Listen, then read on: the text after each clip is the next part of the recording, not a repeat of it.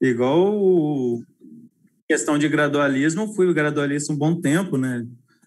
Achei que liberalismo ajudava, mas agora, se você parar para pensar, as piores decisões, assim, tipo, o fim do padrão ouro, foi governo teoricamente de direita, maior impressão monetária dos Estados Unidos da história, governo teoricamente de direita, grande impressão monetária no Brasil, não sei se é a maior que teve na história, governo atual, entendeu? Então você vê assim, ué, caramba, não adianta o cara eleger alguém que é de direita achando que ele é mais próximo do libertarianismo, sendo que os atos deles vão exatamente no que o socialismo prega, né, de você atacar o dinheiro, você prejudicar o dinheiro, é a melhor forma de você atacar o capitalismo. Eles vão e atacam o dinheiro e faz mais um ato mais socialista do que alguém que apenas é corrupto, né? É corrupto, né? Que tira o dinheiro ali da facção.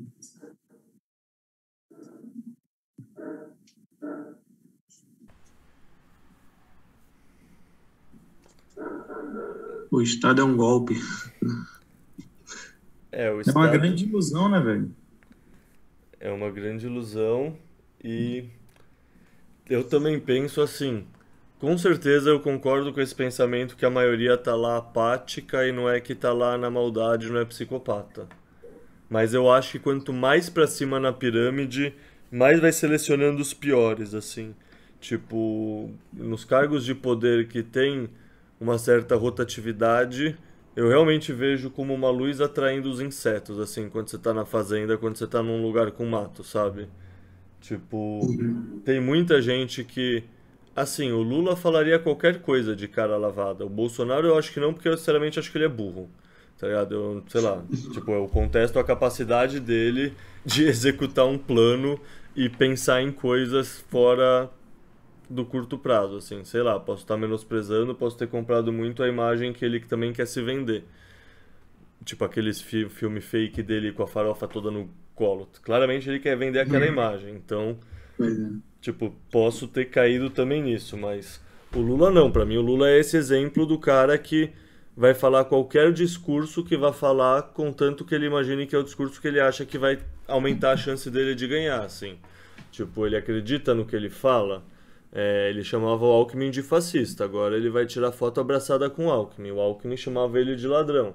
Agora eles vão estar juntos e eles já apertaram a mão do Maluf também. E tipo, esses caras realmente acreditam nisso?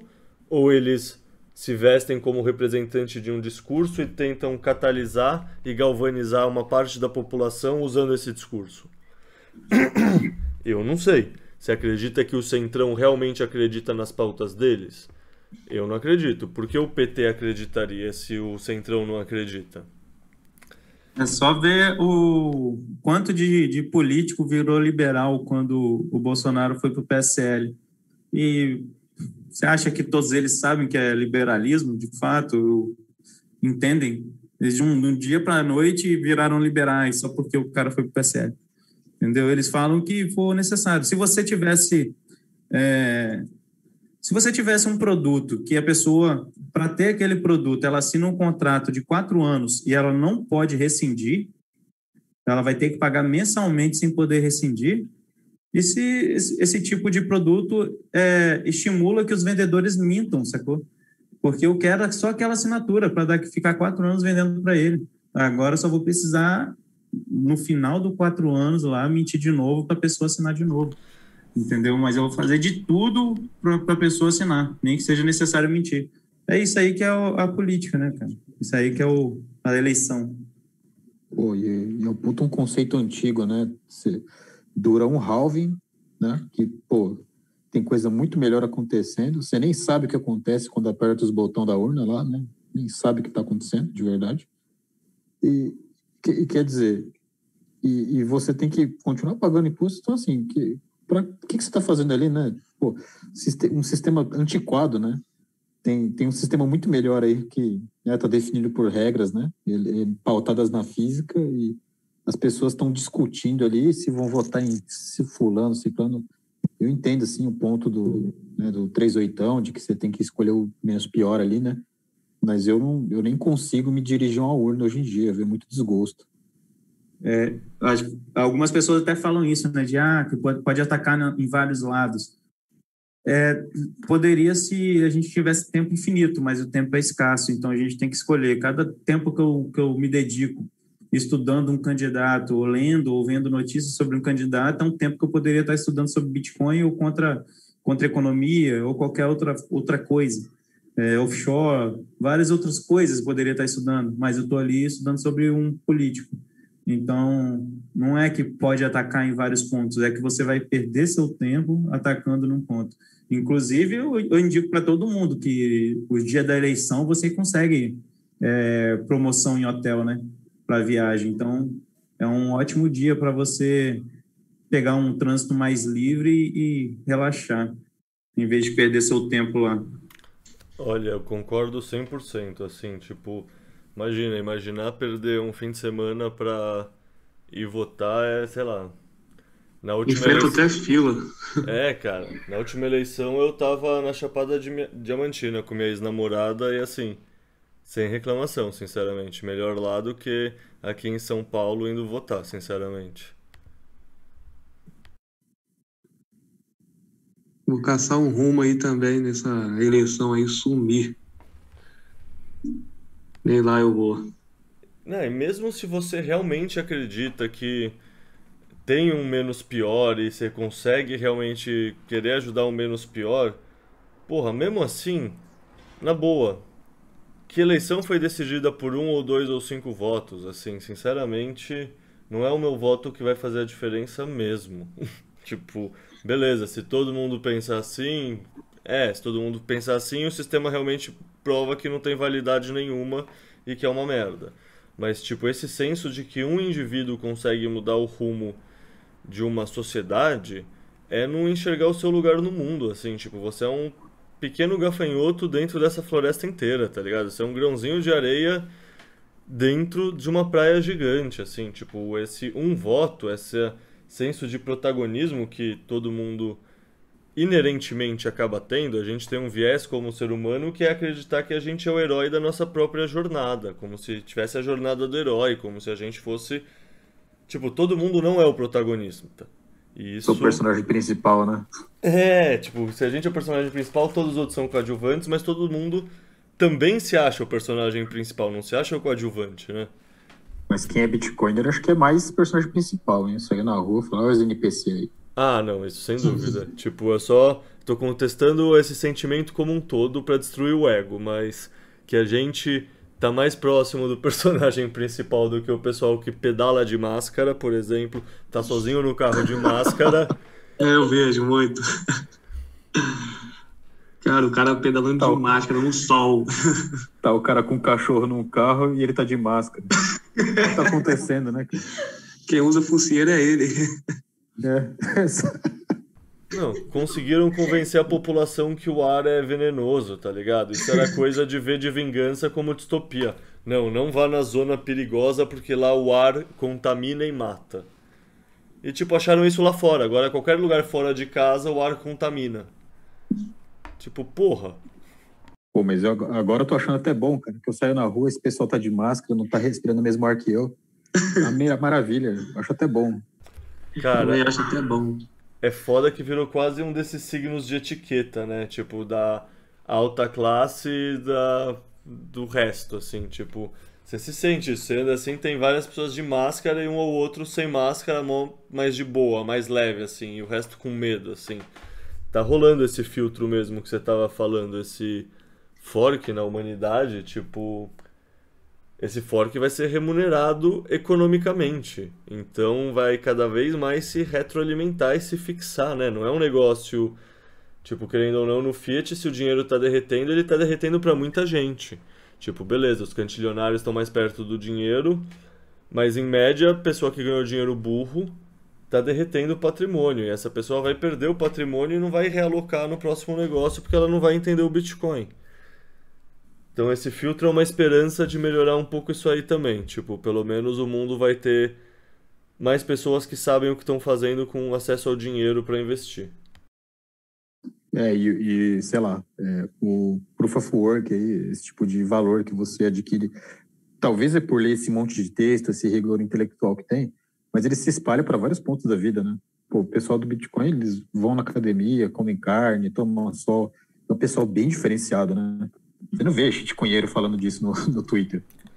Cara, eu acho que não é possível um sem o outro, tá ligado? É tipo, sei lá, uma discussão que eu tenho com os amigos às vezes é como no Ocidente a gente separou a mente do corpo, sabe? No Ocidente tem essa questão da mente, que é racional e que pensa, e tem o corpo que executa o trabalho, mas eles não são conectados.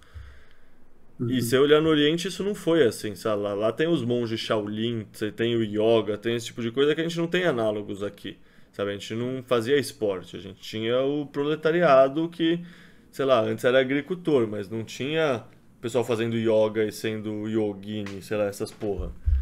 E não era assim, né?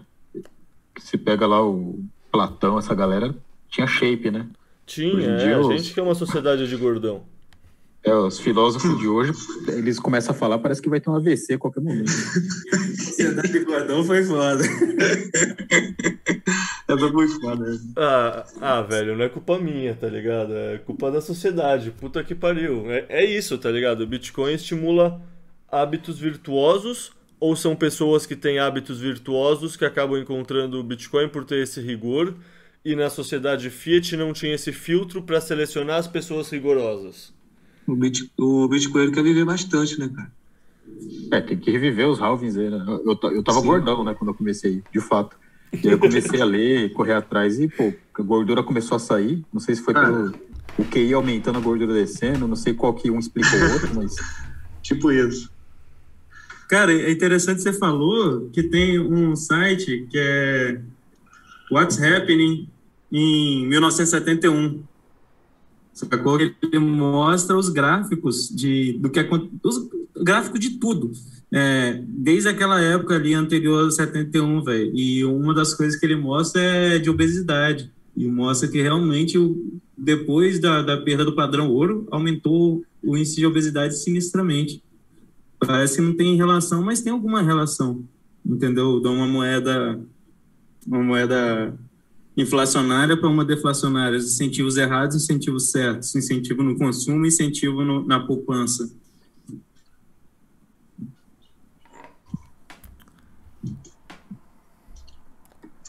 Eu queria fazer uma pergunta pro Salva. Ele falou que é ufólogo, né? Foi isso? Já pesquisei muito, muito mesmo. Assim, insano. Cara, muito. Cara, você que está na toca do Bitcoin, você faz alguma analogia à ufologia?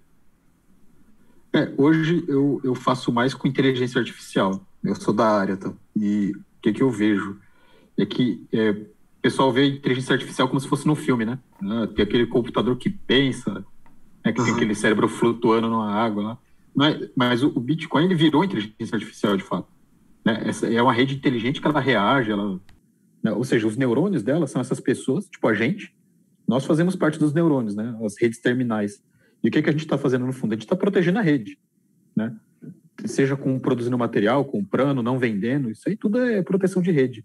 E isso é uma inteligência artificial poderosíssima. Por isso que eu acho que hoje eu comparo muito mais com inteligência artificial. Se fosse engenhada, eu imagino que seria uma engenharia assim, muito avançada. Hoje eu tenho minhas dúvidas se foi uma pessoa só que fez, né? E eu vejo muito mais pelo lado de inteligência artificial, mas por um lado mais se você analisar como que uma inteligência artificial reagiria, né? Pô, se a inteligência artificial fosse banida da China, o que ela faria? Entendeu? Um reajuste, né? Ela vai dar um jeito. E a gente não vai entender o jeito muitas vezes. Ele deu um jeito aí, funcionou.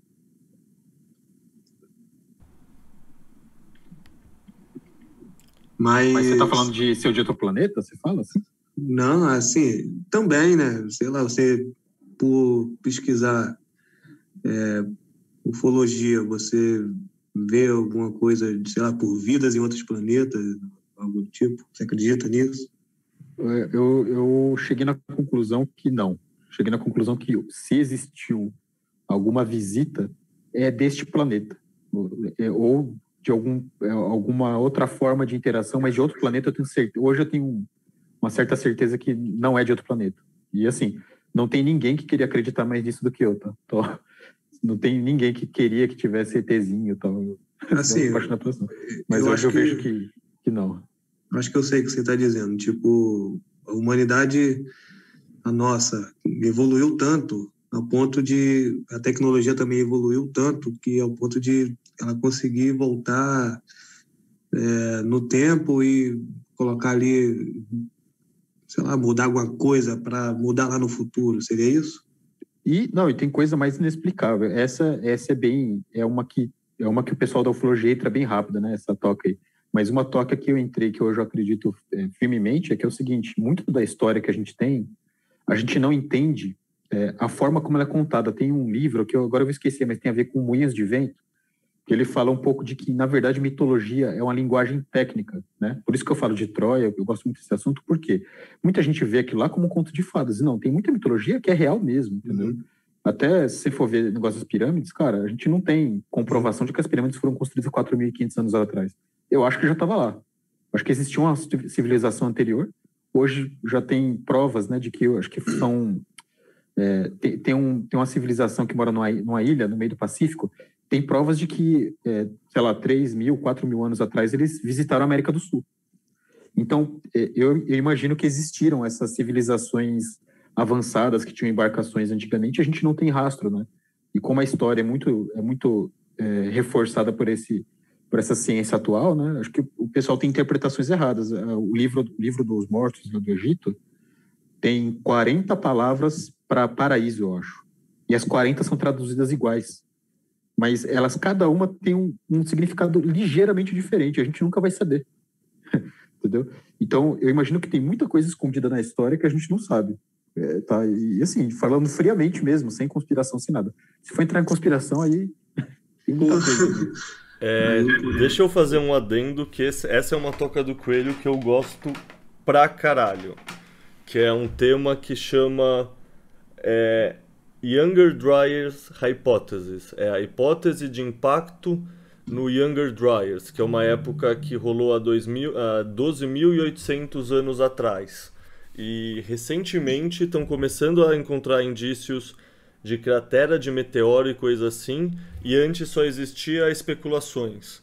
E a ideia é que sim, existia uma civilização navegadora, no ponto assim, talvez que nem os helenos estavam, uma coisa assim, e que essa civilização provavelmente passou por um impacto, e esse impacto, por exemplo, se caísse um meteoro hoje em dia na Terra que não acabasse com 100% da vida, mas fosse grande pra cacete, quem ia sobreviver?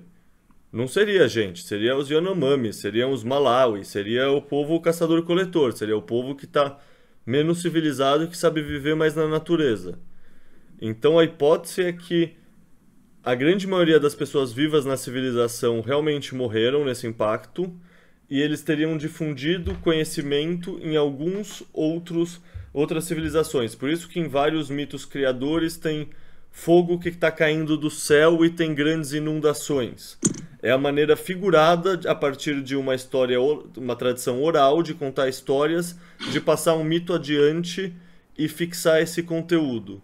Então, por exemplo, essa história das pirâmides, há, sei lá, 8, 10 mil anos, 6 mil anos atrás, o Egito já era o Egito, já tinha o Nilo e tudo mais, mas o resto do Saara, ele era verde, ele tinha lagos, ele não era um deserto, ele era um lugar muito propício para a vida humana.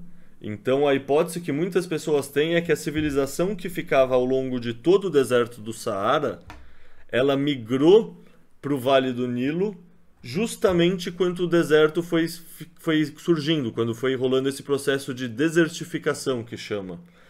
E, por exemplo, o pessoal fala que a esfinge, e isso eu não achei nada inteligente contra, sendo que eu sou geólogo, então é um tema que supostamente eu deveria entender mais. Mas o padrão de erosão que tem na esfinge, supostamente é um padrão que está relacionado à água. E para estar relacionado à água de chuva, tipo, água escorrendo, Isso significa que precisava ter um outro regime hídrico como um todo lá. Não é o regime de vento que a areia vai erodindo, é o regime que a água vai escorrendo e vai erodindo a pedra. Então a esfinge supostamente tem esses traços. Esses traços só poderiam ter sido gerados na esfinge por uma civilização que existia no Vale do Nilo antes dessa mudança climática, que é 6, 8 mil anos atrás. É um negócio antes do que a gente entende que começou o Egito Antigo. E no fundo tem muito disso em toda a pré-história, em todo esse começo da antropologia, que a gente não sabe o que é lenda, o que é real. Sabe, existiu um Gilgamesh mesmo, ou o Gilgamesh é a sabedoria coletiva de um povo passando a tradição oral adiante? O dilúvio existiu mesmo, e pode ter existido de maneiras diferentes em várias sociedades, que eram todas meio costeiras, e se cai um meteoro, pode ter tsunamis, e mesmo não tendo tsunami, dizem que o meteoro caiu na Groenlândia. Então caiu em camada de calota polar, então pode sim ter tido inundações muito rápidas. Enfim... Troia, né? Troia pode ser isso, mas Troia, que eu saiba, tem terremoto também associado. Eu não sei se o terremoto tá nessa fronteira, porque assim, quando tem impacto de meteoro, supostamente também pode rolar meteoros associados. Assim, como tem explosão vulcânica, também tem terremoto associado. Então, pode ser, mas eu não lembro na linha cronológica onde está Troia para falar, tipo, com propriedade. Assim, é no sentido de ter sido um conto de fadas, entendeu? Ah, não, sem dúvida. Então, Troia, sem dúvida alguma. Tipo, Atlântida pode sim ser qualquer uma dessas civilizações que foi inundada, por exemplo. E, tipo, tem muita civilização que tá na plataforma oceânica hoje em dia, que foi inundada e a gente só não conhece. Tipo, o cara que fala bastante dessa teoria inteira que eu falei, que é um americano que chama Graham Koch, uma coisa assim, McCock, uma coisa assim, eu vou colocar o link na descrição. É um cara que eu vi no Joe Rogan, quando o Joe Rogan, sei lá, 5, 6 anos atrás, que eu já acompanhava ele. E é fantástica, assim, toda a teoria. Ele fala que, a gente tem grandes buracos negros para antropologia. Tipo, o deserto do Saara é um grande buraco negro. A gente não tem tecnologia que consiga ver abaixo da areia para dar para explorar o que está debaixo do deserto. Toda a questão das plataformas continentais, nessa mudança da última era glacial para agora, o nível do mar subiu, sei lá, em alguns lugares 60, 70 metros. Então não tem muita informação do que tinha lá embaixo, sabe? Todo esse contorno da plataforma oceânica em todos os lugares do mundo são meio que inexplorados do ponto de vista arqueológico. Por exemplo, poucas pessoas sabem que existia uma área chamada Doggerland, uma coisa assim, que conectava a França com a Inglaterra, lá na região da Bretanha e tudo mais. E lá era habitado pra caralho, lá era uma planície aluvional com mangue, com delta de rio, tudo mais, e ficou tudo embaixo d'água. Só desapareceu, assim. Então, todas as evidências de lá não são acessíveis. Ao mesmo tempo, a gente está começando a ver o terceiro desses buracos negros começar a ser explorável, que é a Amazônia. A Amazônia e toda a Mata Atlântica, assim. Toda a Mata Atlântica não, toda a Mata tropical, toda, sei lá, floresta em Belize, na Nicarágua também conta, sabe? Floresta no México também. É toda essa parte que está tão coberta de vegetação que a gente meio que não sabia que, na verdade isso não é uma montanha, é tipo um bando de árvore que cresceu em cima da pirâmide, depois fez terra, daí cresceu grama, daí cresceu mais árvore e cresceu por cima. Hoje em dia a gente consegue usar uma tecnologia que chama, em português, LIDAR, LiDAR a sigla, né? Que é basicamente você escaneia com satélite ou com drone, sei lá qual está o estado da arte da tecnologia, é um tema que nunca me interessou muito, na verdade, quando eu estudei dentro da geologia, porque eu não estava estudando pirâmide e coisa antiga, né? Estava estudando pedra, então é bem mais chato, na real. Mas, estamos começando a conseguir mapear várias coisas ao longo do delta do Rio Amazonas inteiro, várias coisas dentro do Amazônias, várias coisas nas civilizações do México e tudo mais que não eram conhecidas. E não eram conhecidas porque a floresta cresceu. Então, isso que você está falando da história ser incompleta, a história é incompleta pra caralho. Pra caralho, assim. É tipo um quebra-cabeça que a maioria das peças a gente não tem. Tipo, pré-história significa antes da história, quando a gente não escrevia, a gente não tinha palavras, sabe? A gente não registrava palavras, a gente passava só pela dimensão oral, que é o que você estava falando dos mitos, né? A gente contava a história porque a gente não sabia escrever em palavras. E a grande maioria das sociedades, tipo, beleza, a escrita foi inventada a partir de tal época, mas a grande maioria das sociedades aprendeu a escrever muito depois. E eles associam isso com inteligência, sendo que se você olha, por exemplo, os templos hindus, não sei se vocês já chegaram a olhar com atenção algum vídeo daqueles templos hindus bem antigos, é uma arquitetura extremamente avançada que para replicar hoje, assim, custaria muito dinheiro. Tem algumas estátuas que descrevem cirurgias avançadas de retirada de bile, etc. Por exemplo, tem uma que é um demônio, né? Que essa é famosa, que tem um buraquinho na barriga, que é o caminho para tirar bile, né? Quando o cara tá bebum, né? Então, assim, ele descreve uma cirurgia. Então, assim, tem muitos mitos que são linguagens técnicas. Mas, por a gente não saber interpretar, né? A gente insinua que aquilo é religioso, diminuindo, né? Diminuindo essa questão da dimensão da religiosidade. Então, você diminui, falando, não, isso aí era religião, tal, templo de não sei o quê. E aí o pessoal tira uma conclusão precipitada, né? Sendo que tem muita coisa muito avançada. Uma coisa que eu sempre me pergunto era que livros que tinham na Biblioteca de Alexandria. Você entende? Sem dúvida, quanta eu sabedoria a mesma tinha lá. coisa, imagina, sem dúvida. Quanto de pergaminho e de sabedoria, sem dúvida. Mas o Átila deve saber de tudo. Então, pergunto para ele. Foda, né? Mas enfim, um grande adendo fora do Bitcoin, mas... Puta, tem uns temas desses que são muito interessantes, assim, querendo ou não, mostra curiosidade, mostra rigor, é um negócio que, apesar de ser uma digressão, eu imagino que o pessoal escutando vai achar interessante. Vou até colocar as referências no podcast, porque assim... É muito rico entender que a gente não sabe tudo, que a gente sabe muito pouco e ter que lidar com essa incerteza. Tipo, como geólogo, eu tive que lidar minha vida inteira também com outra coisa, que é o registro fóssil. O registro fóssil é tipo essa questão de como a história é ruim vezes 1000, tá ligado? Tipo, o que a gente acha que a gente sabe do passado, pensa quantos ossos realmente se fossilizam.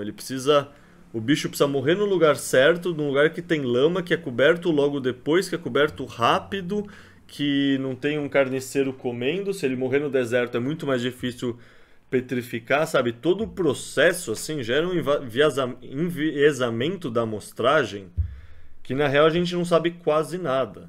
E, tipo, no fundo, provavelmente, quando a gente pensa em Idade Média, é a mesma coisa. A gente só tinha um povo lá que não registrou da forma que a gente soube interpretar. Tipo, até pouco tempo atrás, a gente não sabia ler o que acho que eram os maias, não tenho certeza agora se os maias ou os astecas. Mas a gente não sabia ler a linguagem de um desses caras. Então a gente achava que era desenho e que a gente não conseguia ver a dimensão da profundidade do que estava sendo falado, assim. E é muito fácil imaginar isso porque, pô, você já tentou explicar sua infância para um Zoomer? Já é difícil pôr em palavras isso. Então, para você perder toda uma experiência, todo um período, é muito fácil. Então, eu acredito que, na verdade, essa forma de contar as coisas por parábola, eu acho que é a forma mais eficiente. A gente só não achou ela ainda. Não, mas com certeza, tipo, eu gosto pra caralho do livro lá do Rafael Satoshi por causa disso, porque é contar de uma maneira não técnica. Tipo, Isso. o cara lá, o Yuval Harari, ele fala isso no Sapiens, e tipo, beleza, cara do Fórum Econômico Mundial, etc., mas ele é um bom compilador de raciocínios que já existiam por aí, ele compila nos livros dele e faz um bagulho bem apresentado e bem estruturado. E ele fala, tipo, nós seres humanos evoluímos contando história. A gente vive compartilhando abstrações entre nós e a gente vive numa realidade que é intersubjetiva. Tem várias coisas que não existem de verdade, mas são conceitos que a gente usa para enxergar o mundo. E nesse sentido, é exatamente a mesma coisa. Para a gente conseguir passar uma informação, sei lá, a gente inventou a escrita há pouquíssimo tempo atrás. Antes a gente ou contava uma história que era cativante, as pessoas lembravam, ou a informação se perdia. Então, tipo, no processo, sei lá, desde a Revolução Cognitiva, que é 70, 80 mil anos atrás, que o ser humano supostamente entre aspas, acorda e muda do estágio de só um animal para um ser pensante, para quem acredita nessa visão biológica da vida, de evolução, supostamente desde então a gente foi evoluindo e fixando isso como maneira de troca de informação. Então a gente evoluiu muito mais tempo trocando informação dessa maneira do que evoluiu trocando informação via escrita. Isso significa que, porra, é do caralho quando a gente senta numa fogueira, num acampamento e tem alguém contando história. Até hoje, todo mundo se sente bem, se sente confortável nessa situação. Porque isso provavelmente a gente fez nos últimos 150, 100 mil... Quer dizer, 150 não, 70, 80 mil anos, sabe? Tipo, é algo que... Sei lá, essa questão de se congregar e trocar informação acontece com o Homo sapiens provavelmente antes dele ser Homo sapiens. E eu concordo 100%, é isso. Tipo, contar a história é a maneira que a gente consegue comunicar mesmo. E nesse sentido, porra, mesmo quem é cientista, treinamento em ciência, gosta dessas coisas, que é o meu caso, a pessoa precisa entender e colocar as coisas em perspectiva. E colocar em perspectiva é o quê? É entender que, porra, o iluminismo aconteceu ontem, no ponto de vista histórico. E o ser humano tem muita sabedoria acumulada há muito mais tempo. Por exemplo, faz sentido o judeu e o árabe não comer carne de porco? Se acreditar que Deus mandou porque porco sei lá o quê, talvez na visão mais cética de mundo não faça sentido. Se você pensar que nessa época provavelmente a carne de porco estragava mais e portanto dava doença, e as pessoas comunicarem isso através de uma religião, porra, tem sabedoria pra caralho. E é isso, você precisa saber ler a linguagem de acordo com a época dela. Qualquer coisa diferente disso, no fundo é um anacronismo, assim, no fundo você está tendo uma leitura errada do que estava acontecendo. Então eu concordo, assim, muita sabedoria, muita informação, muita verdade em muitas correntes de conhecimento da humanidade, cristianismo, budismo, confucionismo, sei lá, sabe, tem muita coisa aí que eu acredito pra caralho, eu acho que é corretíssimo e que é muita cegueira do ser humano atual, tipo esse pessoal que é mais nihilista, mais cético, sem ser sábio, descartar isso como se não fosse tipo simplesmente o compilado de toda a sabedoria da nossa raça, da nossa espécie ao longo de um puta tempo, tá ligado? Concordo, deve ser até por isso, né, que a gente se atrai tanto por arte, música, filme, porque isso eu acho que conversa muito mais com a nossa mente animal, né, reptiliana, do que a escrita, né, que a gente tem que desenvolver ao longo da nossa vida. Qualquer pessoa consegue apreciar uma música, né, e não é qualquer pessoa que consegue ler um texto.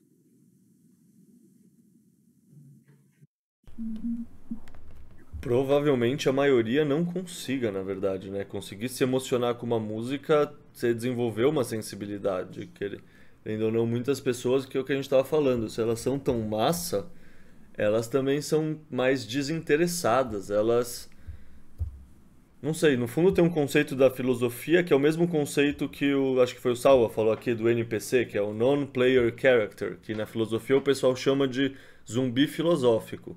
Mas a essência é a mesma, é isso que, sei lá, é o gado, é o bovino, é o ser ruminante que só tá lá, só tá compondo e ele, tipo, não vai estar ligado. Ele nem vai tentar tá ligado. Ele tá feliz do jeito dele, me dá meu pedaço de pasto e tá tudo certo. E é foda, mas tem muito dessas pessoas por aí mesmo. Sim, eu me recolho na minha insignificância e tento entender o que tudo isso quis dizer. Eu não imagino que eu sou mais inteligente que ninguém, a não ser que o papo seja Bitcoin. Que aí eu sei que eu tô certo. É que nem na inteligência, aí é prova de trabalho, né? Não é... Eu não acho que eu sou mais inteligente que o Elon Musk. Mas graças ao Elon Musk eu consegui ver que mesmo pessoas muito inteligentes, sem prova de trabalho, erram coisas básicas porque eles não estudaram. Tipo, no fundo, foi muito bom existir o Elon Musk, que ele é reconhecidamente muito mais inteligente que eu, que deu pra ver isso. Tipo, não, cara, se você fez seu prova de trabalho, não existe síndrome de impostor. Só tem síndrome de impostor que não tá fazendo prova de trabalho de verdade, tá ligado? Tipo,